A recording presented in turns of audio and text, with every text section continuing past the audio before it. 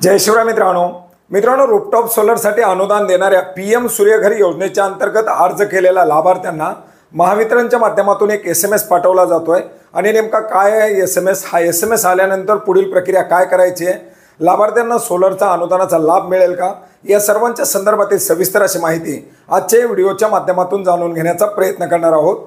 मित्रांनो, केंद्र शासनाच्या माध्यमातून 1 कोटीपेक्षा जास्त लाभार्थ्यांना छतावरील सोलर अर्थात रूफटॉप सोलरचा अनुदान देण्यासाठी राबवली जाणारी एक महत्त्वाकांक्षी अशी योजना म्हणजे पीएम सूर्यघर योजना, ज्याच्या अंतर्गत मुफ्त बिजली योजना अर्थात 300 युनिट पर्यंत वीज बिल ह्या गरीब लाभार्थ्यांना माफ करण्यासाठी राबवली जाणारी ही एक महत्त्वाची अशी योजना, ज्याच्यासाठी एक सेंट्रलाइज पोर्टल तयार करून लाभार्थ्यांना याच्यावरती नोंदणी करण्यासाठीचं आवाहन करण्यात आलेलं होतं आणि याच योजनेच्या अंतर्गत तब्बल 1 कोटीपेक्षा जास्त लाभार्थ्यांनी आपली नोंदणी देखील करण्यात आलेली आहे।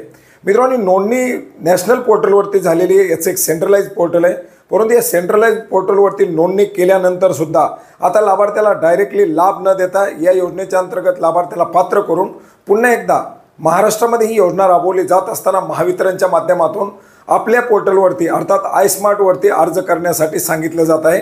मित्रांनो, पूर्वीसुद्धा आपण जर पाहिलं तर रूफटॉप सोलर योजना राबवली जात असताना iSmartवरती अर्ज करण्यासाठी आवाहन करण्यात येत होतं आणि महावितरणच्या माध्यमातून रूफटॉप सोलर योजनेच्या अनुदानाचा लाभ देत असताना 1 किलोवॅटपर्यंत कमीत कमी मंजूर भार असलेल्या लाभार्थ्यालाच या योजनेच्या अंतर्गत अनुदानाचा लाभ देण्यासाठी पात्र करण्यात आलेलं होतं। त्याच्यामुळे महाराष्ट्रामध्ये बहुतांश लाभार्थी या योजनेच्या अंतर्गत अपात्र झालेले होते आणि तीच परिस्थिती आत्तासुद्धा लाभार्थ्याची होणार आहे। मित्रांनो, याच्यासाठी आता महावितरणच्या माध्यमातून ज्या लाभार्थ्यांनी सेंट्रलाइज पोर्टलवरती अर्ज केलेले आहेत अशा लाभार्थ्यांना आपला या पीएम सूर्यघर योजनेच्या अंतर्गत अर्ज पात्र झालेला आहे, तो पुढील प्रक्रियेसाठी महावितरणकडे आलेला आहे आणि आता तुम्ही महावितरणचं जे पोर्टल आहे त्याच्यासाठी तुम्हाला एक मेसेजमध्ये लिंक देण्यात आलेली आहे, जी लिंक आपल्याला व्हिडिओच्या डिस्क्रिप्शन बॉक्समध्ये सुद्धा मिळेल। या पोर्टलवरती आपला पुढील अर्ज प्रक्रिया पूर्ण करून आपलं पेमेंट पूर्ण करून व्हेंडर निवडा असं सांगितलं जात आहे। याच्यामध्ये तुम्ही गेल्यानंतर तुम्हाला ग्राहक क्रमांक विचारला जाईल, ग्राहक क्रमांक टाकल्यानंतर तुम्हाला एक OTP पाठवला जाईल। याच्यासाठी सुद्धा तुम्हाला तुमचा ईमेल ID आणि तुमचा मोबाईल नंबर हा महावितरणशी लिंक केलेला असणं गरजेचं आहे। लिंक असेल तरच तुम्हाला या ठिकाणी OTP येणार आहे आणि लिंक नसेल तर तुम्हाला OTP येणार नाही, त्याच्यासाठी तुम्हाला लिंक करावं लागेल। लिंक असेल तरच तुम्हाला OTP पाठवला जाईल। याच्यामध्ये आलेला OTP एंटर केल्यानंतर जर तुमचा मंजूर भार हा 1 किलोवॅटपेक्षा जास्त असेल तरच तुम्हाला या योजनेच्या अंतर्गत पेमेंट करण्याची पुढील अर्ज करण्याची प्रक्रिया पूर्ण करता येणार आहे, अन्यथा तुमचा मंजूर भार हा 1 किलोवॅटपेक्षा कमी आहे, त्याच्यामुळे तुम्ही या योजनेच्या अंतर्गत अर्ज करू शकणार नाहीत असं सांगून या योजनेच्या अंतर्गत अर्ज करण्यासाठी तुम्हाला त्या ठिकाणी थांबवलं जाणार आहे। अर्थात ती गरिबांसाठी असलेली मध्यमवर्गीयासाठी असलेली योजना त्या वर्गांना लाभ मिळण्यापासून या ठिकाणी वंचित ठेवलं जाणार आहे। मित्रांनो, 1 किलोवॅटपर्यंत भार घेणं हे सर्वसामान्य किंवा मध्यमवर्गीयाचं काम नाही, त्याच्यासाठी श्रीमंत लोकांचे काम आहे। त्याच्यामुळे ही योजना नेमकी गरिबासाठी राबवली जाते का श्रीमंतासाठी राबवली जाते हा देखील एक प्रश्न या ठिकाणी निर्माण होणार आहे।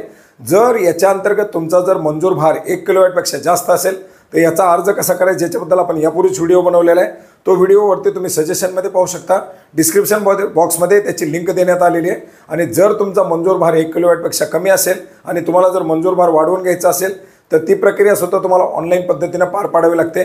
त्याच्यासाठी सुद्धा महावितरणच्या महाडिस्कॉमच्या पोर्टलवरती ऑनलाईन पद्धतीने एक ऑप्शन देण्यात आलेली आहे, त्याची लिंक सुद्धा तुम्हाला व्हिडिओच्या डिस्क्रिप्शन बॉक्समध्ये देण्यात आलेली आहे। त्या ठिकाणी तुम्हाला या मंजूर भार वाढवण्यासाठीची जी काही प्रक्रिया ती पार पाडावी लागेल आणि मंजूर भार वाढवून 1 किलोवॅटपेक्षा भार जास्त झाल्यानंतर तुम्हाला या योजनेच्या अंतर्गत अनुदानाचा लाभ घेता येणार आहे। तर मित्रांनो, आलेल्या SMS बद्दलची ही एक सविस्तर अशी माहिती होती, जी आपणास नक्की उपयोग पडेल अशी आशा करतो। भेटूयात नवीन माहितीसह नवीन अपडेट्ससह। धन्यवाद।